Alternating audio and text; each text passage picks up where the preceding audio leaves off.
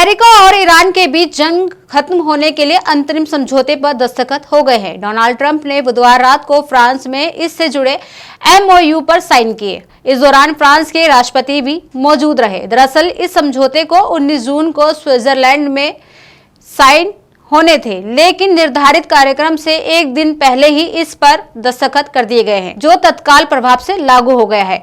America और Iran के बीच युद्ध समाप्त करने के लिए अंतरिम शांति समझौते पर डिजिटल हस्ताक्षर पूरे हो चुके हैं। अमेरिकी राष्ट्रपति डोनाल्ड ट्रंप ने इस डील को पूर्ण घोषित कर दिया है।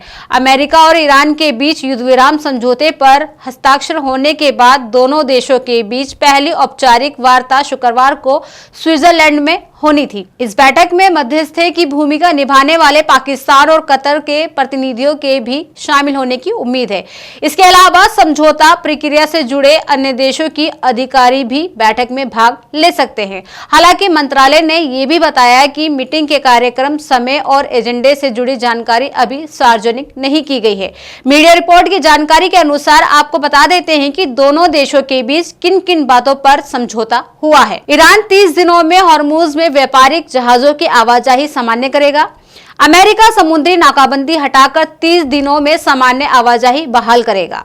ईरान कभी परमाणु हथियार नहीं बनाएगा। अमेरिका और उसके सहयोग ईरान के पुनर्निर्माण के लिए $300 अरब का फंड बनाएंगे।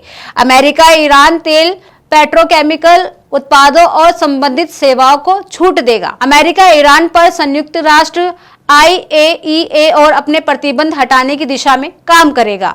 ईरान की फ्रीज संपत्तियां और धनराशि जारी की जाएंगी। दोनों देश आपस में एक दूसरे का सम्मान करेंगे और आंतरिक मामलों में दखल नहीं देंगे।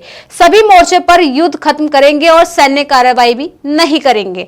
अंतिम समझौते तक ईरान परमाणु कार्यक्रम में बदलाव नहीं करेगा तो वही अमेरिका नए प्रतिबंध नहीं लाएगा।